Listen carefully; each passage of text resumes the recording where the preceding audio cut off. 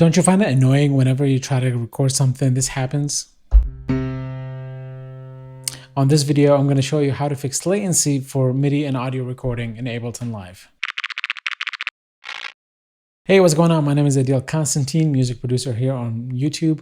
And today we're going to be talking about latency, which is something very frustrating for a lot of musicians, especially for beginners when they first are so excited to get their DAW going and start recording, but then they have to deal with latency and spend hours and hours trying to fix it or research it.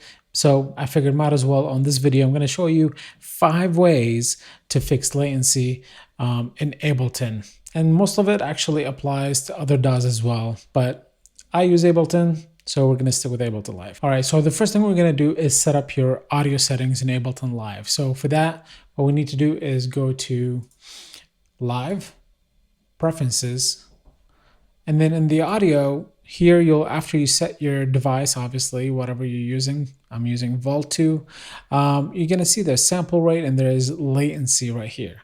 So in the latency, it's talking about the buffer size, and the lower the number, the less latency you will have, but also will add more load on your CPU. So I usually like to start with 256, because if you can get 256 working, that's great. And especially for Mac M1 users, with the new Apple chip, basically there is high performance threads that they don't kick on unless you're in the 256 samples. If you go to the 512, which a lot of people use, I used to use that even when I had an Intel chip. And it was fine, but I like going to 256 because it really reduces it to, as you can see, like 0.58 milliseconds. So start with that. If your CPU can handle it nicely, great. You can even try to go lower and lower until you start seeing like some distortion. That means, okay, so your CPU has met its limits, so start going back up again until you find that sweet spot. But again, the key to remember is the lower the samples, the less latency you will have, but also the bigger the load on your CPU. Now, the second way to reduce latency, this is more for Ableton Live users.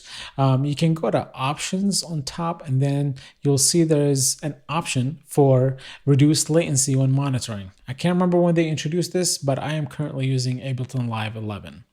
So when you use this, it's actually going to help you, especially for audio recording, to reduce the latency while monitoring.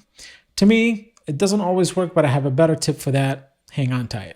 And the third way to reduce latency, I recommend using the stock plugins in Ableton. It's mostly because stock plugins have been already tested and they help in the performance. They're really optimized for Ableton. So they take less load on your CPU, they perform better, and they've also tested the latency with that. When you use third-party plugins, not always good. Some of them are actually really heavy and really buggy. So the more that you can do with the stock plugins, the better in your project. And then the fourth way to reduce latency, this is more related when you're recording instruments like guitars or recording vocals. What I recommend is, instead of monitoring through your DAW or through Ableton, I actually recommend monitoring through the audio interface itself. I'm pretty sure by this time, most audio interfaces, they have a monitoring option.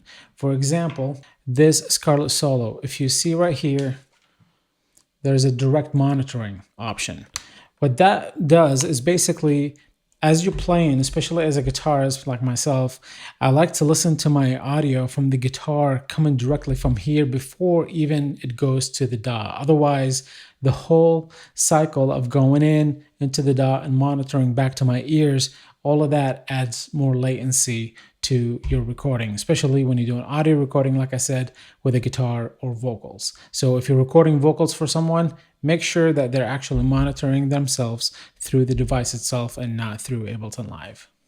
Now, the fifth and the final tip to reduce latency is actually related to CPU usage. It's kind of a common theme, as you saw so far, by reducing the buffer size, by using stock plugins, by removing the monitoring from the DAW into a physical device like the audio interface. All of that is actually taking a load off of your CPU. So make sure when you're starting a session and you're recording, you don't have any other programs running in the background. You don't have like plugins that you have on but disabled, or like if you just have a plugin and it's disabled, just take it off, remove it. The less you have going on with other applications running in the background or other plugins that are that are loaded but not used, just take them all off. The lighter it is, the better performance, the lower the latency.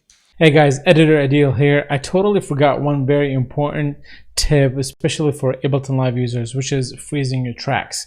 So check it out. Over here, I have a MIDI clip with, what is it, like 6 plugins over here, a mix of like stock plugins and some native instruments and Ozone. And as you can see here, like you can see the MIDI percentage on the CPU. I don't know why, like it's fluctuating like that. I think one of them like just keeps running in the back end. But so here's the clip.